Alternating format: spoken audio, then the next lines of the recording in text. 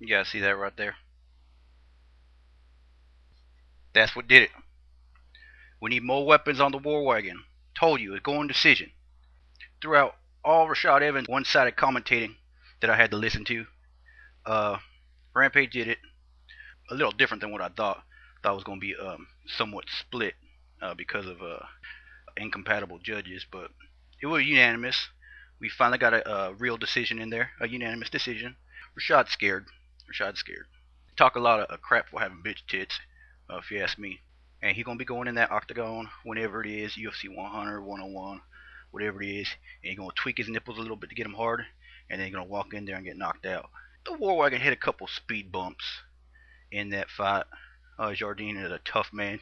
Definitely looked like that dude from God of War. That's why I didn't want to call this fight a knockout, because he got a lot of warrior blood.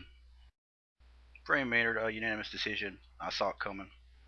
He's on the up and up. I don't know if he could hang with that BJ.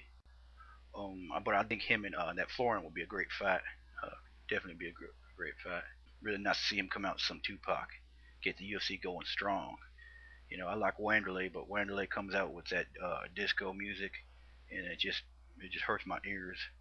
It's just really I don't know. I'm just waiting for some fan to jump in front of him with some like glow sticks and start flipping them around.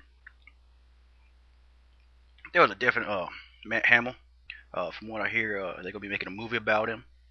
Hopefully, they didn't finish that movie already, because they're gonna have to call the actors back on the set and implement that head kick. Cause that was a ridiculous head kick that I didn't know was in the man, but he laid it on that Mark Munoz, and he got the KO. Impressive KO. Looked like a Pride FC KO. I want to talk about a little something right here, that Matt Brown Pete Cell fight. Eve Levine realized he made a mistake and backed up off Matt Brown, and I think more refs need to do that.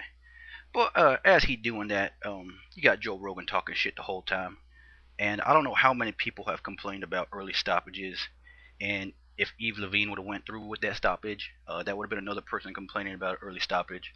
Joe need to just calm his ass down, because if we had more refs like that, we won't have a Tito Ortiz Ken Shamrock 3. Okay, it would have ended at 2 and saved us all a lot of bad jokes. Speaking of Tito Ortiz, that Kendall Grove, he got the KO. Went ahead and did that old school Tito Ortiz dance that no one really liked. The upset of the night definitely had to be the Carwin Gonzaga. You know, everything was going Gonzaga's way until he caught a nice right, and it wasn't even that hard of a right. That shows you the power in that Shane Carwin. Dropped him completely. Fight was over right there, but he threw a couple more on for extra measure, which was something you probably do if you're an average person fighting Gabriel Gonzaga. You're not going to believe you knocked him out with the first punch, so you're going to go ahead and add on about 5 or 6 more just to make sure he's not going to swing back at you. I'm pretty sure that Shane Carwin fucked up a lot of people's parlays. He definitely fucked up mine. Definitely fucked up mine. There's probably a lot of people throwing this shit at the screen at that point. No one saw that coming.